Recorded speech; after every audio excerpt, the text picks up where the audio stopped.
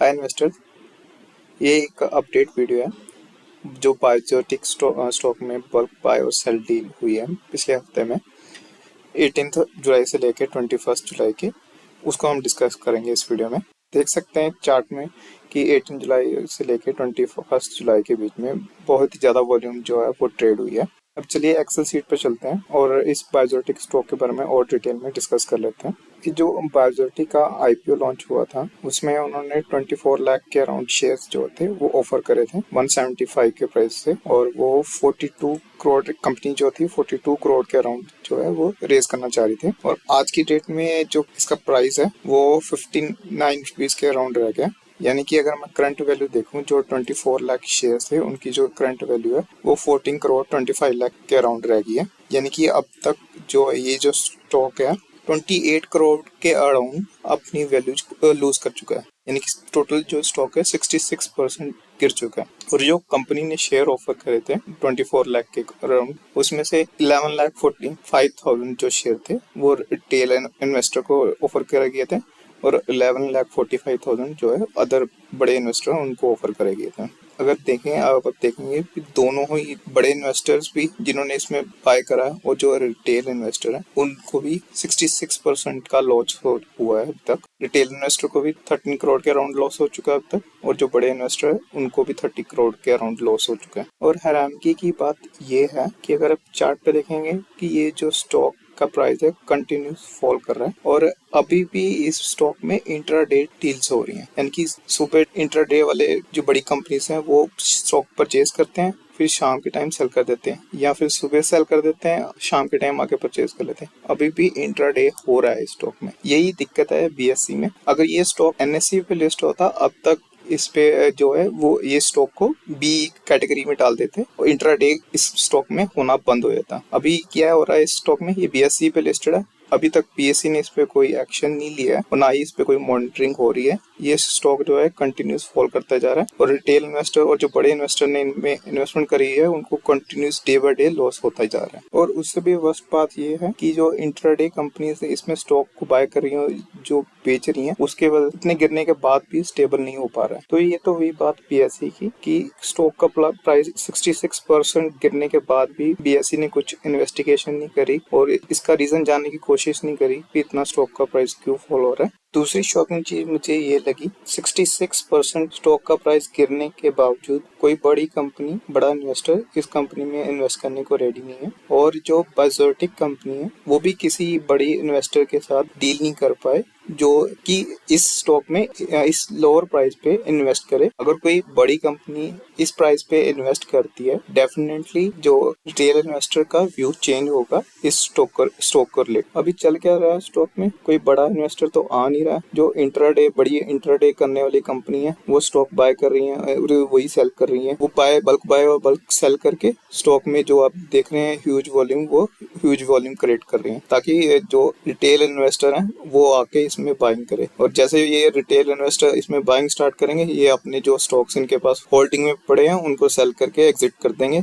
फिर प्राइस गिरना स्टार्ट हो जाएगा स्टॉक का, जो कि स्टॉक के लिए बिल्कुल अच्छी बात नहीं है। अब मैं एक्सेल शीट पर वापस आता हूँ। अब उन इंट्राडे कंपनीज के रिगार्डिंग बात कर लेते हैं जिन्होंने 17 जुलाई से लेके 21 जुलाई के बीच में बड़ी बल्क बाइंग और सेलिंग करी है। 17 और 21 जुलाई के बीच में ज्यादातर जो बल्क बाइंग हुई है या सेलिंग हुई है वो सिर्फ बड़ी इंट्राडे कंपनीज ने ही करी है। उनके जो बल्क डील्स की इंफॉर्मेशन है उसके रिगार्डिंग मैं लिंक प्रोवाइड कर दूंगा, जो ट्रेंडली पे उनकी डिटेल मिल जाएगी। ट्रेंडली वेबसाइट पे उनकी आपको डिटेल मिल जाएगी जो उन्होंने बल्क डील्स करी है उसके रिगार्डिंग। और इस शीट में आप देख रहे हैं जो डार्क रेड कलर में हाईलाइटेड है, ये सबसे खतरनाक लगती है मुझे इंट्राडे करने वाली कंपनी, क्योंकि इन्होंने जो बल्क बाइंग करी है इन्होंने 6th, 7th और 10th जुलाई को करी है। अगर मैं चार्ट पे आऊँ तो इन्होंने यहाँ पे बाइंग करी थी 6, 7 और 10 पे। 6, 7 और 10 तारीख को जुलाई को इन्होंने बाइंग करी थी। और इनका मोटिव यही था कि जो रिटेल इन्वेस्टर है उनको ट्रैप करने का, बट ये अनलकी रही। और जो रिटेल इन्वेस्टर ने बिल्कुल भी स्टॉक में इंटरेस्ट नहीं शो करा और उन्होंने बाइंग नहीं करी और ये जो स्टॉक का प्राइस है और गिर के इस लेवल तक पहुंच गया। पहले ये जो 6, 7 और 10 को था, ये 100 रुपीज़ के प्राइस पे ट्रेड कर रहा था, अब गिर के 60 रुपीज़ के प्राइस पे आ गया। तो इसलिए मैंने इनको रेड कलर में हाईलाइट करा है, क्योंकि इनका ये जो 4 इंट्राडे करने वाली कंपनी है, इनका प्लान यही था कि ये 6, 7 या 10 जुलाई को ये रिटेल इन्वेस्टर को ट्रैप करने का प्लान था, बट रिटेल इन्वेस्टर वहाँ पे ट्रैप नहीं हुआ। आप देख सकते हैं जो मानसी शेयर्स हैं, उसने 18,000 के शेयर बाय करे थे 6 जुलाई को। मालती सल्वी ने 92,000 के शेयर बाय करे थे 7 जुलाई को। अजय सल्वी ने 41,000 के शेयर बाय करे थे 6 जुलाई को। सेतु सिक्योरिटीज ने 84,000 के शेयर बाय करे थे 6 जुलाई को। और जो टॉप गेन फाइनेंस है, इसने 16,000 शेयर बाय करे थे 10 जुलाई को। इन चारों में से ये जो मानसी शेयर और मालती सल्वी है, ये अभी भी इंट्राडे ट्रेड करने लगे हुए हैं इस स्टॉक में। इन्होंने मानसी शेयर ने अभी तक जो शेयर्स हैं वो सेल नहीं करे हैं। पहले 80,000 लिए थे, 82,000 इन्होंने और खरीद लिए। अब इनके पास 1,16,000 शेयर्स हो गए। तो ये और भी बुरी बात है कि एक इंट्राडे करने वाली कंपनी के पास 1,16,000 शेयर्स हो गए। मालती सल्विन ने क्या करा, इन्होंने शेयर परचेज करे। इन्होंने 18 जुलाई को फिर से शेयर परचेज करे 88,000 के अराउंड, और 19 जुलाई को 1,26,000 के शेयर सेल कर दिए। लेकिन 20 और 21 तारीख को फिर से इन्होंने शेयर बाय करे हैं। फिर से इनके पास अच्छे खासे शेयर हो गए इस मालती सल्वी के पास। अगेन ये भी अच्छी बात नहीं है। मालती शेयर और मालती सल्वी को छोड़ के कुछ बड़ी इंट्राडे कंपनीज ने इस स्टॉक में से एग्जिट करा है लॉस बुक करके। उनमें से एक है अजय सल्वी। इन्होंने 6 जुलाई को बाय करा था, 18 जुलाई को भी बाय करा, 19 जुलाई को भी बाय करा। उन्होंने 21 जुलाई को वो सारे स्टॉक को सेल करके एग्जिट करा, लॉस बुक करा अपना। सेम वे सेतु सिक्योरिटीज ने भी लॉस बुक करा। 6 जुलाई को उन्होंने बाइंग करी थी, 18 जुलाई को सेल करके 1 लाख शेयर सेल करके अपना लॉस बुक करा। सेम वे टॉप गेन ने भी लॉस बुक करा। 10 जुलाई को उन्होंने बाई करी थी, और जो वो लगातार सेलिंग कर रहे हैं। 18th को भी सेलिंग करी, 19th को भी सेलिंग करी, 20th को भी सेलिंग करी।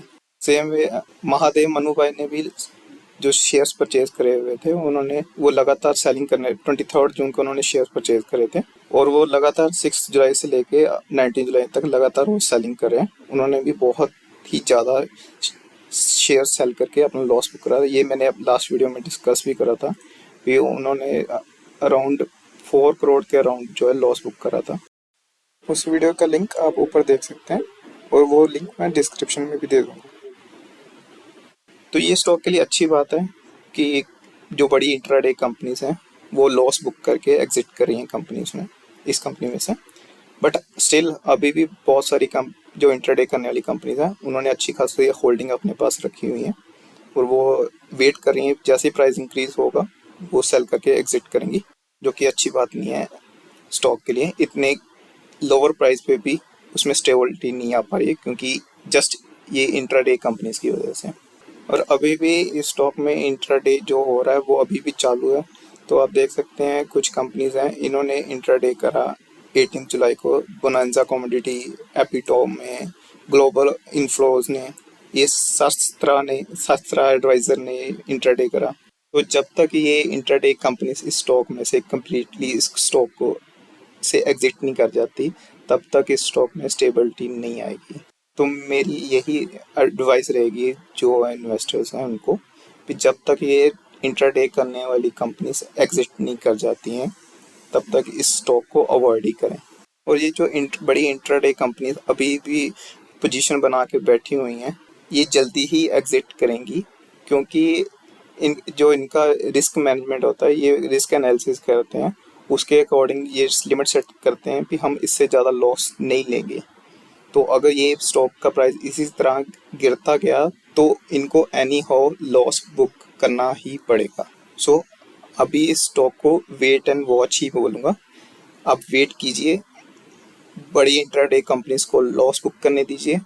जब वो लॉस बुक करके एग्जिट करेंगी तभी इसमें एंटर करना है। मेरी वीडियोस पे इन्वेस्टर के कमेंट आ रहे थे कि हम एवरेज कर सकते हैं स्टॉक को इस प्राइस पे, तो उनको यही बोलना चाहूँगा कि अभी वेट एंड वॉच है। पहले बड़ी इंट्राडे कंपनीज को कम्प्लीटली एग्जिट होने दीजिए, उसके बाद ही एवरेज करने का सोचिएगा। और एक यूज़र ने बोला था कि आप सिर्फ सेलिंग का, जो स्टॉक में सेलिंग हो रही है या इंट्राडे डील हो रही है वही कवर कर रहे हैं, अब जो बल्क बाय हो रहा है वो नहीं कवर कर रहे हैं। तो वो बल्क बाय इसलिए कवर नहीं कर रहा था क्योंकि वो जो बल्क बाय हो रहा है वो भी इंट्राडे कंपनी ही कर रही हैं। कोई बिग इन्वेस्टर नहीं आ रहा है कंपनी में, सिर्फ इंट्राडे ही कंपनीज बल्क बाय डील्स कर रही हैं, इसलिए मैं बल्क बाय जो डील्स हो रही हैं वो नहीं कवर कर रहा था। इस शीट में मैंने सारा डाटा डाल दिया है, बल्क बाय का भी बल्क सेल का भी। अगर आपको खुद से एनालिसिस करना है तो आप खुद से भी कर सकते हैं। मैं इस वर्कबुक को गूगल ड्राइव पे अपलोड कर दूंगा और इसका लिंक जो है डिस्क्रिप्शन में दे दूंगा। और मेरी जो फाइनल कॉल है वो यही है कि इस स्टॉक को अवॉइड करें, बट स्टिल अगर आप इस स्टॉक में बाय या सेल करना चाहते हैं तो आप अपने फाइनेंशियल एडवाइजर से कंसल्ट कर सकते हैं। उनसे कंसल्ट करने के बाद ही बाय या सेल का डिसीजन लीजिएगा। अगर आपको इस वीडियो से कुछ जानकारी मिली या आपको कुछ सहायता मिली तो इस वीडियो को लाइक और शेयर जरूर कर दें, और इसी तरह की इंफॉर्मेटिव वीडियो देखने के लिए इस चैनल को सब्सक्राइब कर लें और बेल आइकन को भी प्रेस कर लें।